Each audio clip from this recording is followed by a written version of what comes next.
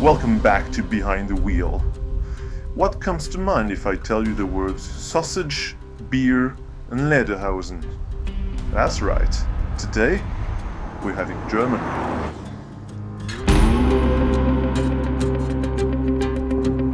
So this is a 2021 Porsche 911 Targa 4S. Now if you are not familiar with the Porsche lineup, the Targa is essentially a convertible with a built-in roll cage, and it got its name from the Targa Florio race in Italy, where Porsche had quite a bit of success in the first half of the 20th century.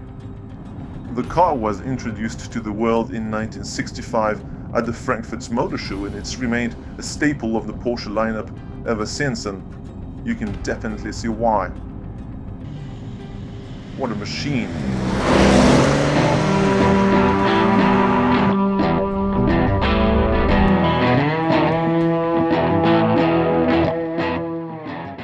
Now, here's a little fun fact about the relationship between Porsche and the Dutch police. From the 1960s and up until 1996, the Dutch police force used 356s and then 911s as their highway patrol cars. Now, I don't know what kind of cars criminals were driving back in the days, but I'm pretty sure none of them could outrun a 911. But that is not the whole story, of course. The police didn't use regular 911s, the foreman's Porsche. No. They insisted on having Targas so they could take the roof down and stand on the seat to control traffic, allegedly. Now I'm starting to think that they were the real con artist restoring. Anyway, it is about that time that a young boy with stars in his eyes fell in love with a Targa and decided that one day he would buy one for himself. And he did. It's this one.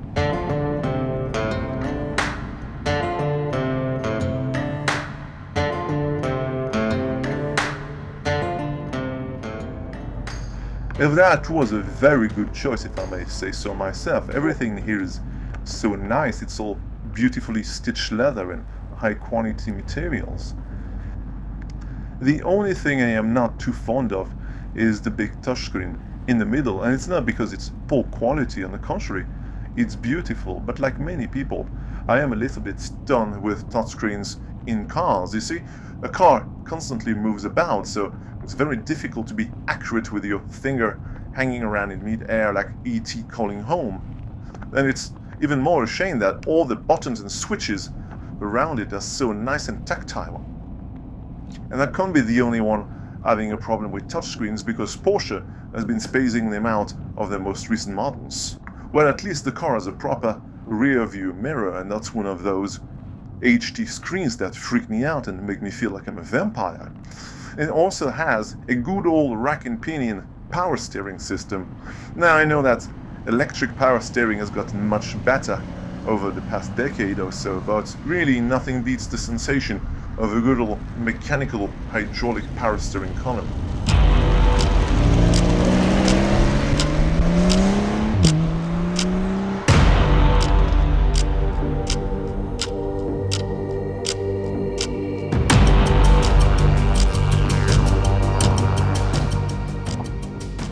Now, under the bonnet, that is in the boot, you will find a twin-turbo 6-cylinder 3-liter engine that makes 450 horsepower, and that is good for a 0 to 60 in 3.6 seconds.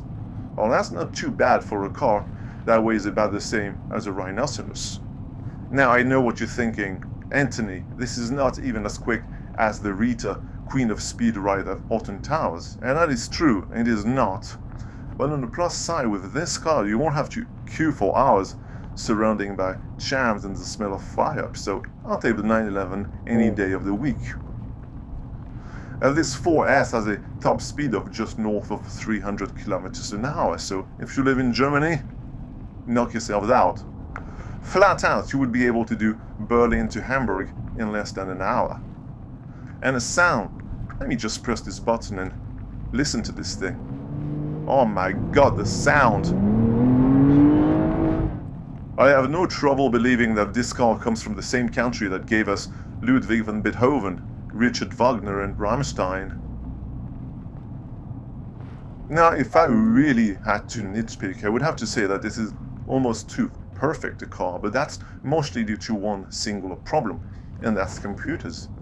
Like in many modern luxury cars, there's computers everywhere controlling everything. This car comes with a list of acronyms longer than my arm. You've got PTM, which is Porsche Torque Management, PASN, or PASM, which is Porsche Active Suspension Management, PTV Plus, which is Porsche Torque Vectoring Plus, and InnoDrive, which is essentially a self-driving feature.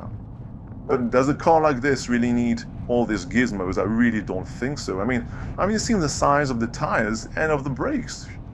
Plus it's got full-wheel drive and four-wheel steering. Short of driving it off a cliff, I really don't know how you could crash this thing. I mean, it would take one heck of a driver to get a car like this to misbehave, even with all the assists off. But one heck of a driver, I am not, so I'll just keep it on comfort. Now to the reason why I really love this car.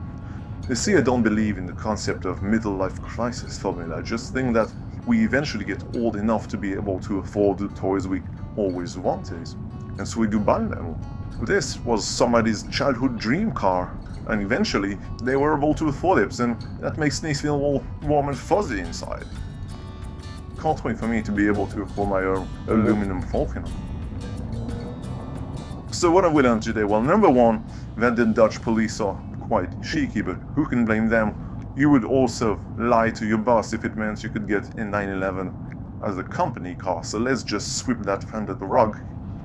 Number two, making this film actually makes me a little bit depressed, because after spending the whole day driving a supercar, I have to give it back to its rightful owner and go back to my own car, and that's a little bit like spending a whole week in a 5-star hotel for work before going back to your ground floor studio apartment.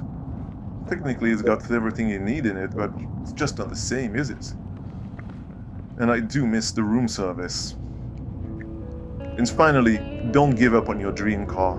It might take a long time for you to be able to afford it, decades maybe, but eventually you just might be able to buy it for yourself. And when you do, all you want to do is keep driving.